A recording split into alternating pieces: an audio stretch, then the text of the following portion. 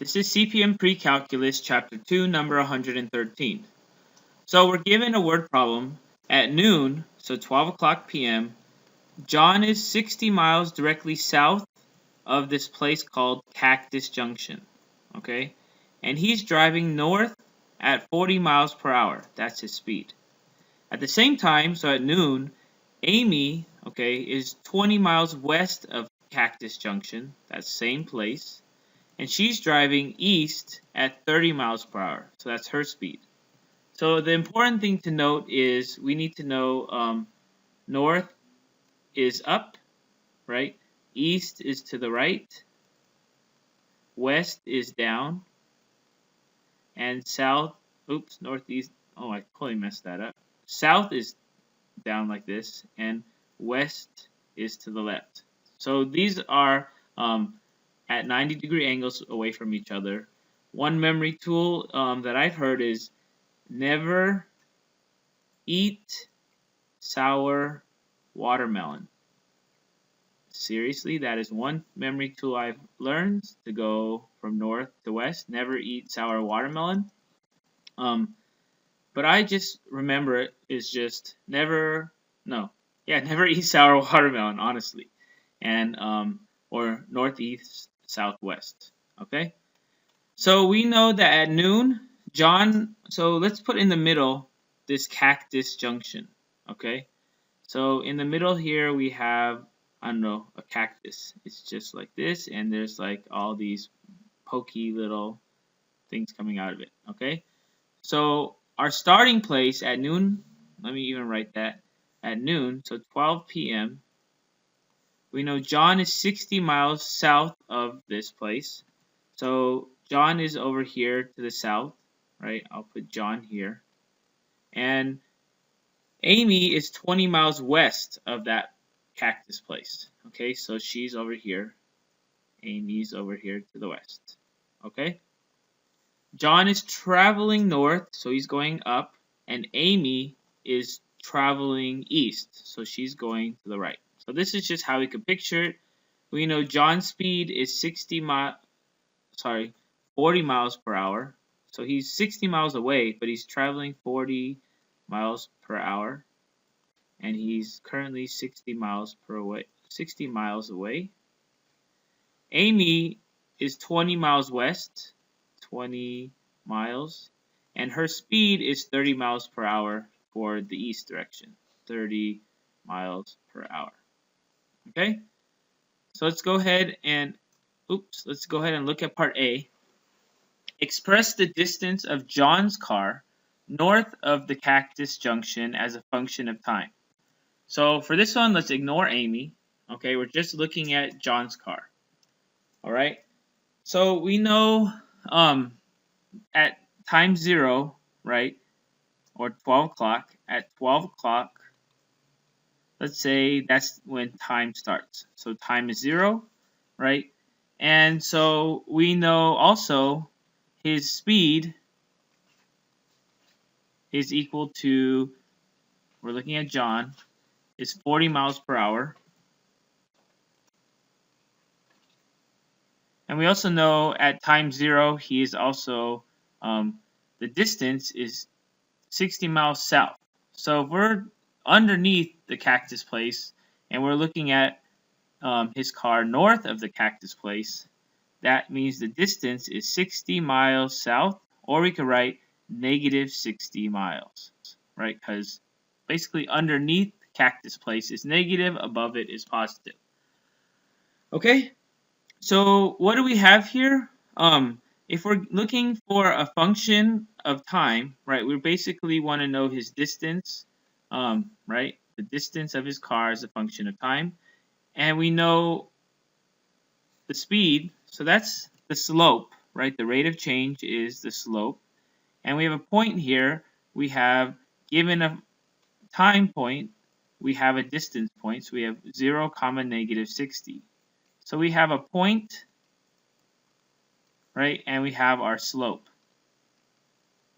And so given a point and a slope, we can use the equation y minus y1 equals to m times x minus x1. Okay?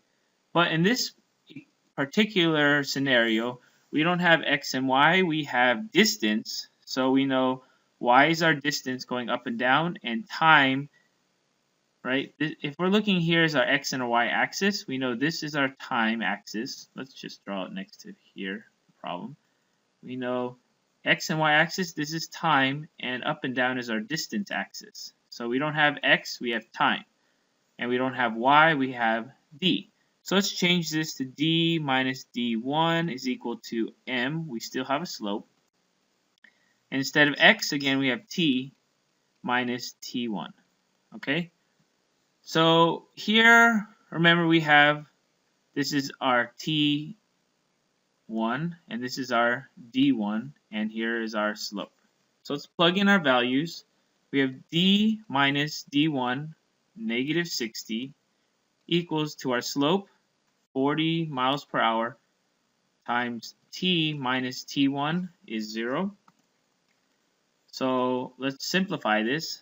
Two negatives make that positive. D plus 60 is equal to 40 times, well, t minus 0 is just t. So if we want to express this in terms of d, we could subtract 60 from both sides, and we have d is equal to 40 times t minus 60. Okay?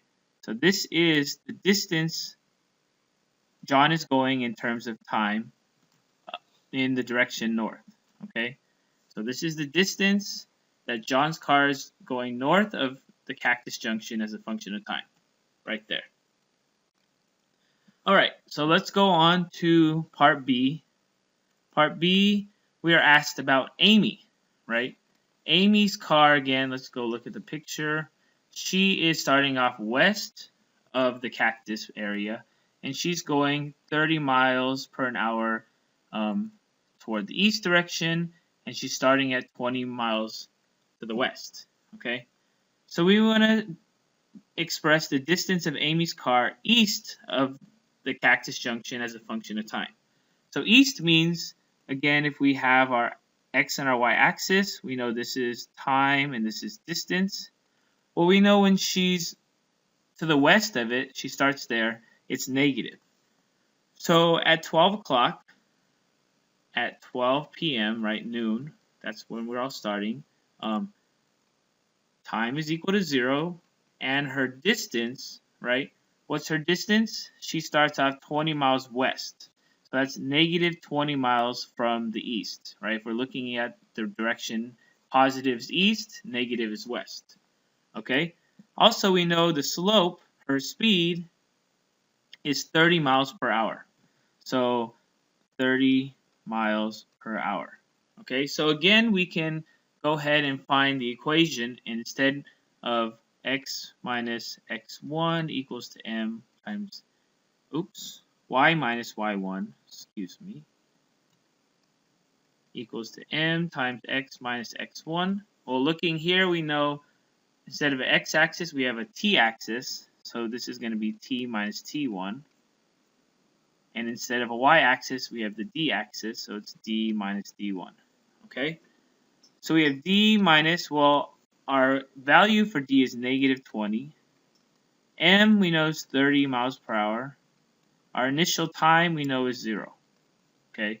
So this is similar to how we found John's equation. So let's simplify it.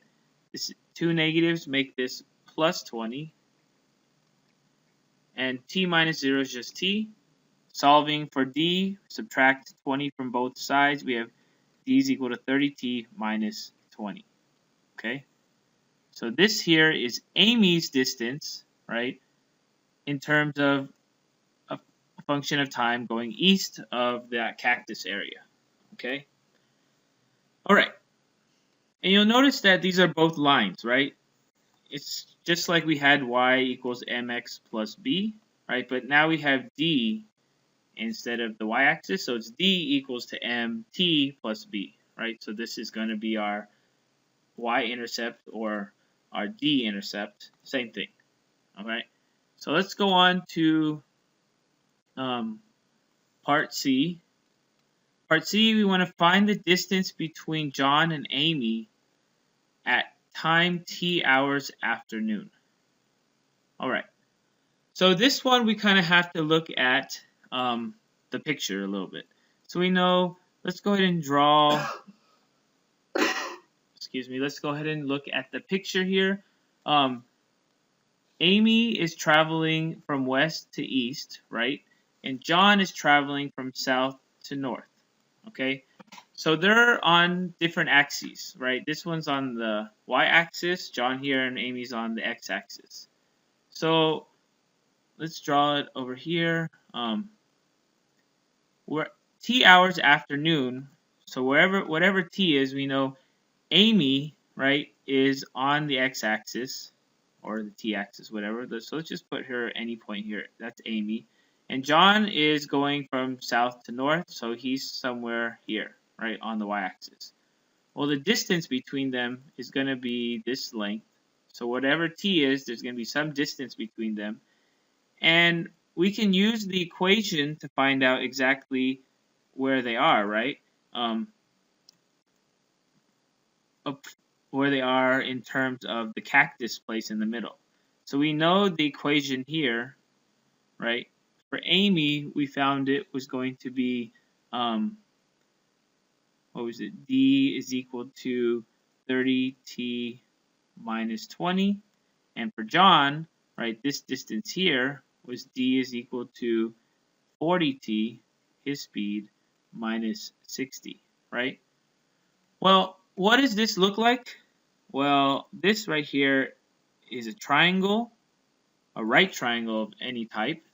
And how can we find the missing sides? Well, we know Pythagorean's theorem is c squared is equal to a squared plus b squared, where c is the hypotenuse. So c is the hypotenuse opposite the right angle.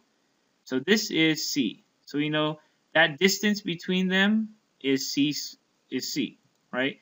And a is just going to be this function squared. B is going to be this function squared. Okay? So let's go ahead and solve this. We get c squared, the distance, let's just call that distance between Amy and John squared is equal to a. So let's go ahead and use this equation, 30t minus 20 squared, because it's a squared, plus 40t minus 60 squared, because it's b squared. Okay, so we're using the Pythagorean theorem. Square root both sides, right? And we get rid of that squared on the d. So we get d alone is equal to the square root of 30t minus 20 squared plus 40t minus 60 squared. All right?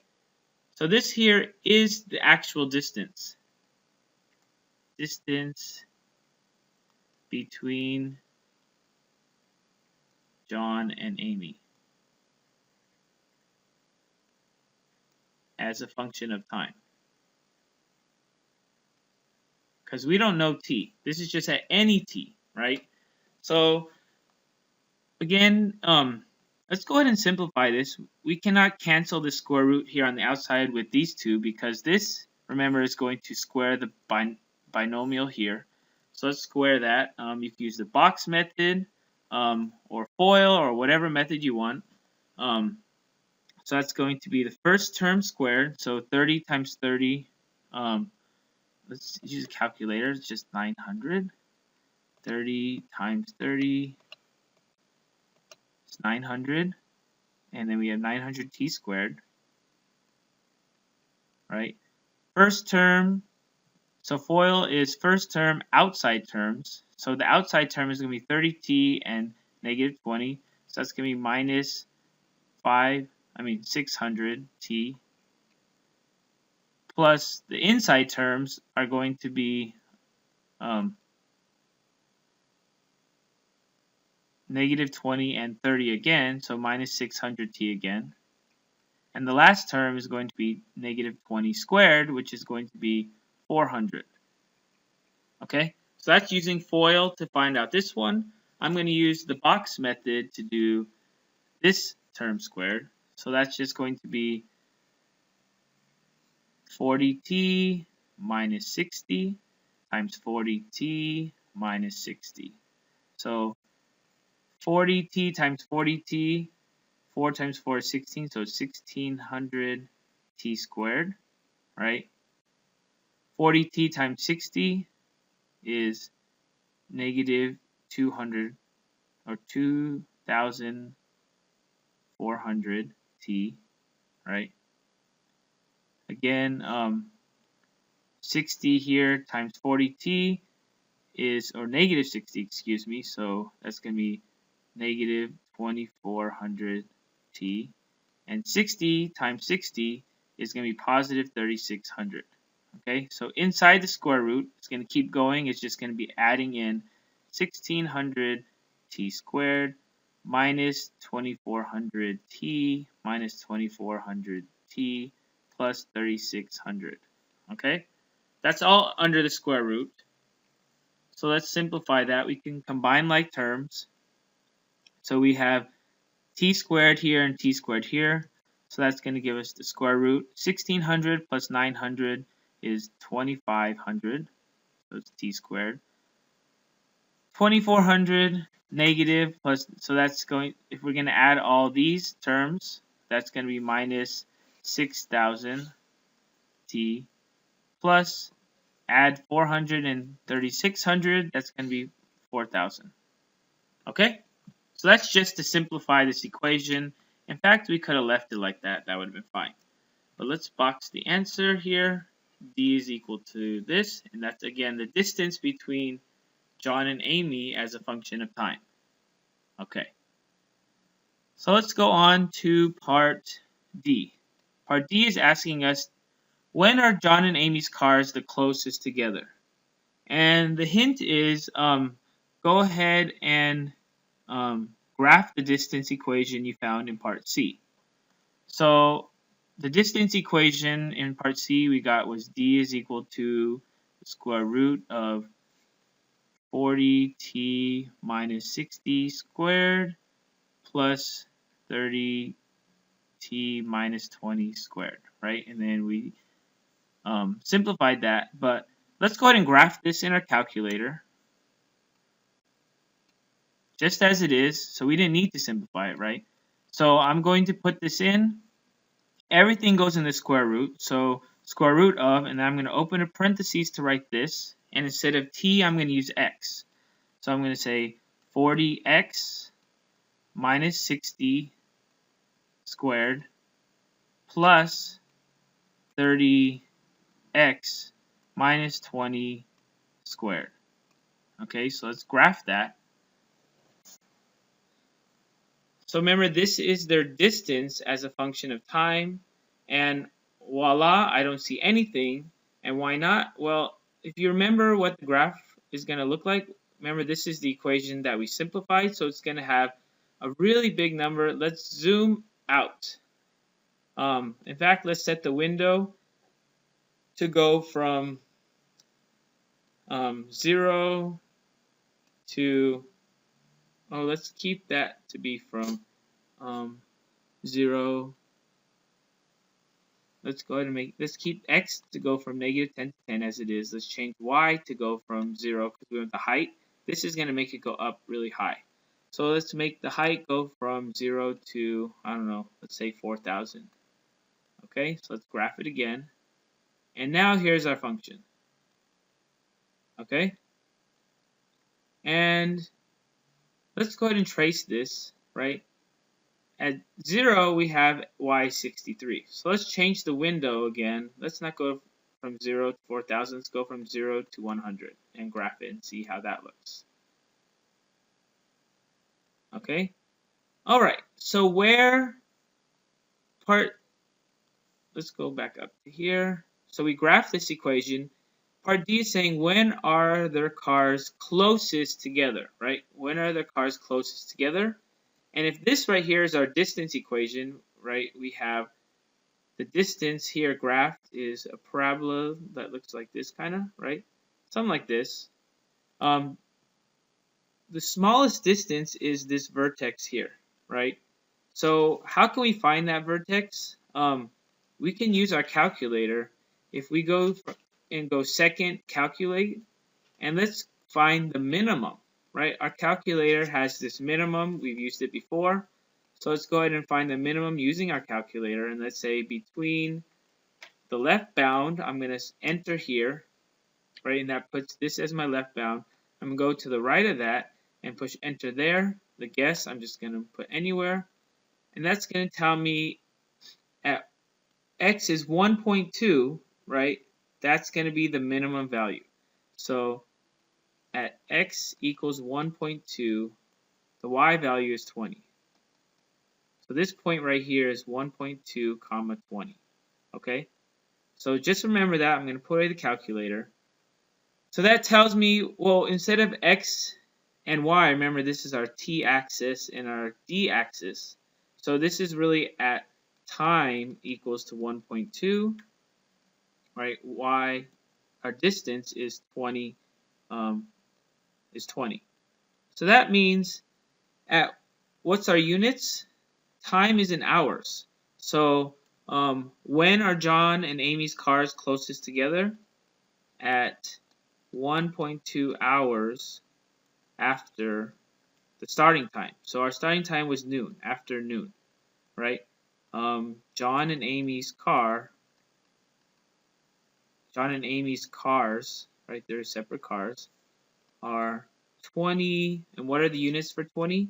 Miles, right? Because remember, they're all driving in miles per hour, so they're 20 miles apart. All right, so this is how we graph that function of their distance, find out when it's the smallest, right? It's bigger to the left, so that's the minimum. So at 1.2 hours after noon. What's 12 o'clock plus 1 hour? That's 1 o'clock. So we could even say this is the same thing as 1 in 0.2 hours. 0.2 hours. Let's convert 0.2 hours to minutes. So hours times, we know we have 1 hour for every 60 minutes, right? So these can cancel the hours, and we just get 0.2 times 60, and that gives us 12 minutes, right? So this is 12 minutes. So at 1:12 p.m. exactly, this is the time. At 1:12 p.m. is the same as 1.2 hours after noon. You could write either one. John and Amy's cars are 20 miles apart, and that is the closest the cars get together. All right. So that ends the problems, and we are done with CPM Precalculus Chapter 2, number 113.